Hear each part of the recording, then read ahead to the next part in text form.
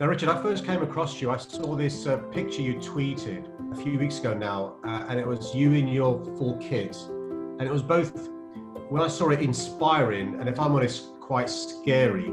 I was called 2 weeks before that to say there may be a need for 3,500 ITU beds. Can you help to set up an ITU? Because of the environment you're in, you can't sit down, you can't drink. You have to be very careful about what you touch, and you're having to do that for 12 to 13 hours with 30-minute to an hour-long breaks. It's the people that I really respect are the nurses and the doctors, the critical care doctors, who are there every day, 13-hour shifts, and having to really put it in. They're absolutely needed. One of the best things we can do, I think, and you've said this, is stay at home. Protect the NHS, save lives. But the other thing we've tried to do is to give you some encouragement by clapping for carers every Thursday at 8 p.m.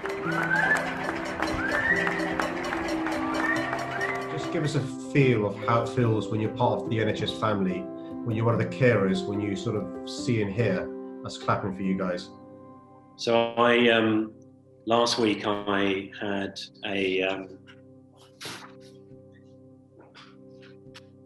a patient die.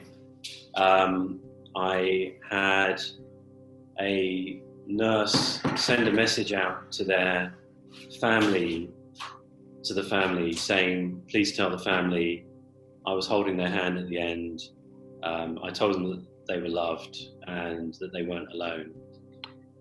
And then I cycled home, and there were people out on the streets. And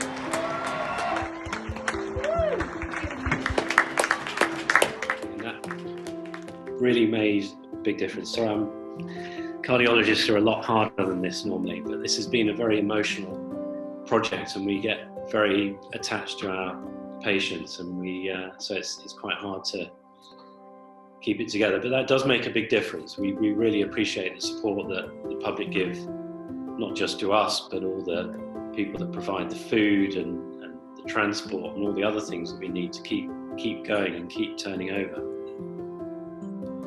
Richard, thanks for sharing that. I know it's difficult, but can I say one thing which has been inspirational is I got to meet virtually some of the team, and the great thing about your team is they look like London. Yeah. It's remarkable, all different shapes and sizes, different genders, different ethnicities, different faiths. What's morale like there? How are you guys coping? So morale is fabulous. Morale is fantastic.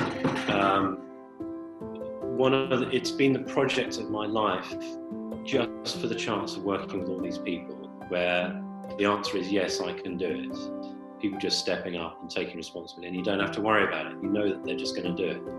And the same on the floor, on the clinical floor. We've got school nurses, we've got dental students, we've got people from all walks of life looking after these patients, supervised by our critical care nurses. And they all come out feeling incredibly supported. They feel that they were safe, they felt that patients were safe, because everyone's working together to, regardless of your expertise or background.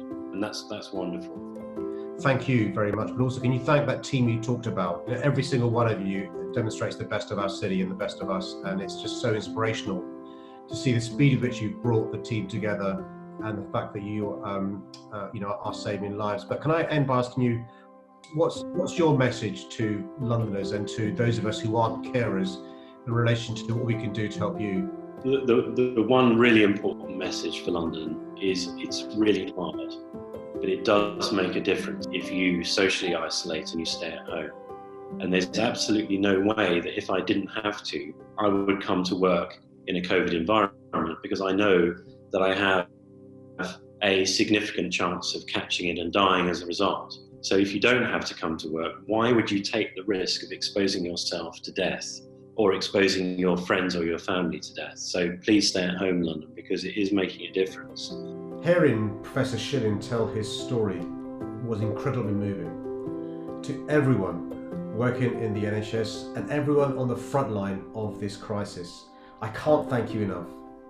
For everyone else, the best thing we can do to help is to keep social distancing and stay at home. We'll only beat this virus if we work together.